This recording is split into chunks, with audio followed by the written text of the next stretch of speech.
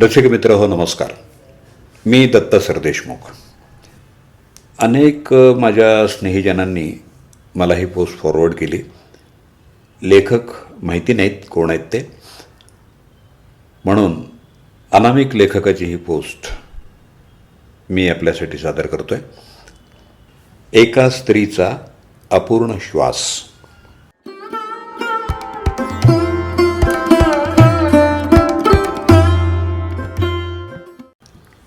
रात्रीचे 11 वाजले होते.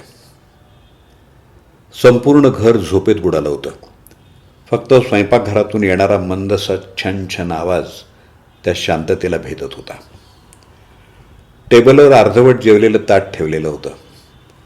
भाजी थंड झाली होती, पोळी कडक झालेली आणि अनाया त्या ताटाकडे बघत होती. तिच्या डोळ्यात झोप नव्हती, फक्त थकवा आणि ओलसरपणा होता. दाराच्या पलीकडून कोणीतरी डोकावलं, पण तिला पाहणारा कोणीच नव्हता. पहाटे 5 वाजता घरातले सगळे अजूनही निजलेले आणि अनाया झाडू हातात घेऊन स्वयंपाकघरात कामाला लागलेली. गॅसवर दूध ठेवलेलं, सासूबाईंसाठी चहा तयार होत होता, मुलांच्या डब्यासाठी आलू पराठे बनवले होते आणि नवरा रोहनचा शर्ट प्रेस होत होता. इतका उशीर का झाला? माझा चहा थंड झाला. सासूबाईंचा रोजचा ओरडा कानावर पडला. अनाया काहीच बोलली नाही. फक्त मान खाली घालून तिनं पुन्हा चहा बनवला. जणू तिनं आपल्या तोंडाला कुलूप लावलं होतं. रोहन ऑफिसला जाताना फक्त एवढंच म्हणाला, कपडे नीट ठेव, मीटिंग आहे, उशीर होतोय मला.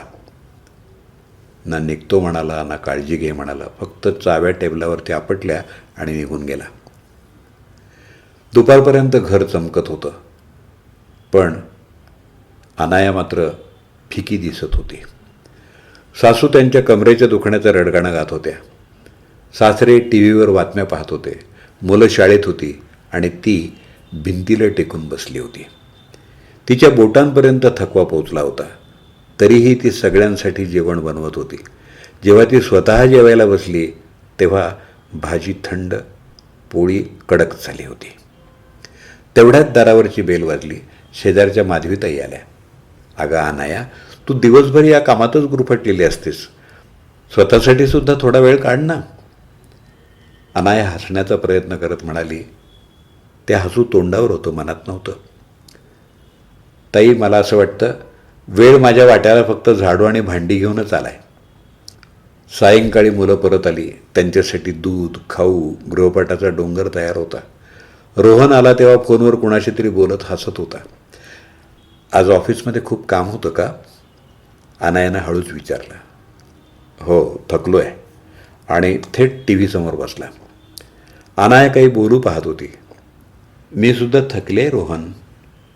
पण तिचे ओठ बंद झाले, कारण तिला ठाऊक होतं या घरात तिला थकण्याचा हक्क नव्हता. रात्र गडद झाली. मुलं झोपली. सासू सासरे त्यांच्या खोलीत गेले. अनाया अजूनही स्वयंपाकघरातच होती. गॅस बंद करत होती, सिंक पुसत होती, उद्यासाठी भाजी चिरत होती. अचानक तिचं डोकं गरगरलं. तिनं भिंतीचा आधार घेतला, डोळे मिटले आणि कधी झोप लागली हे कळलंच नाही. रात्री 2च्या सुमाराला रोहन जागा झाला. स्वयंपाकघराची लाईट लागलेलीच होती. तो चिडला. हे अजूनही काय करते? तो तिथे गेला. अनाया खुर्चीवर बसलेली, डोकं खाली, पूर्ण शांत. अगं अनाया, झोपलीस का? अनाया, झोपलीस का? कुठलाही प्रतिसाद नाही. त्यानं खांदा हलवला. शरीर गार झालं होतं. त्याच्या हातातून पाण्याचा ग्लास खाली पडला. तो किंचाळला, आई आई. सगळं घर धावत आलं. डॉक्टर आले, पण उशीर झाला होता. डॉक्टर म्हणाले, शरीर पूर्ण थकलं होतं, कदाचित अनेक दिवस तापात होती, पण विश्रांती घेतली नाही तिनं. रोहनच्या कानात जणू कोणीतरी हातोडा मारला. तो पुटपुटला, पण तिनं कधी सांगितलंच नाही की ती आजारी आहे.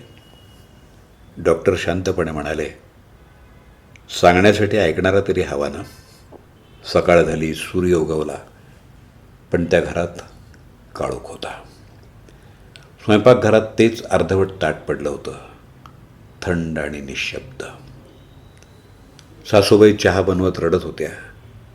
कधी विचारच केला नाही की ती इतकं सहन करत होती.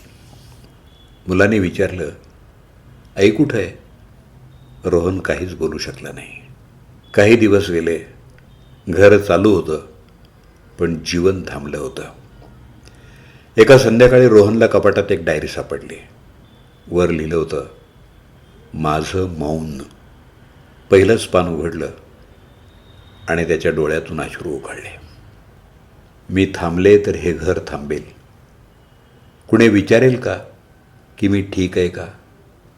बहुतेक नाही. मी आता एक मशीन झाले, जी सकाळी सुरू होते आणि रात्री बंद होते.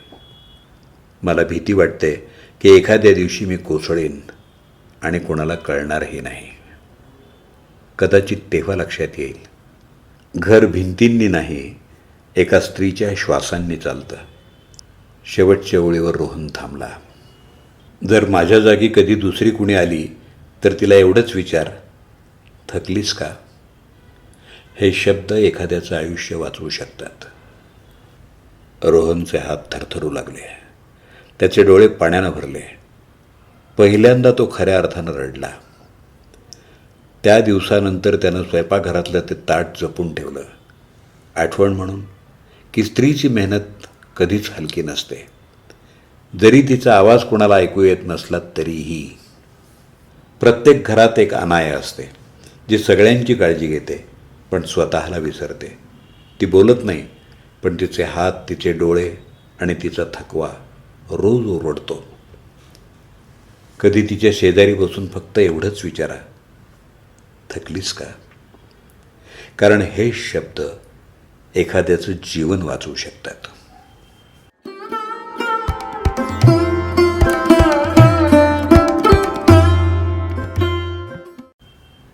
एका स्त्रीचा अपूर्ण श्वास या कथेचं अभिवाचन आपण ऐकलं. आपल्या प्रतिक्रिया आणि अभिप्राय अनामिक लेखकाला मी समर्पित करतो. ही कथा आपल्याला कशी वाटली ते मला जरूर कळवा. मी अभिवाचक दत्ता सरदेशमुख.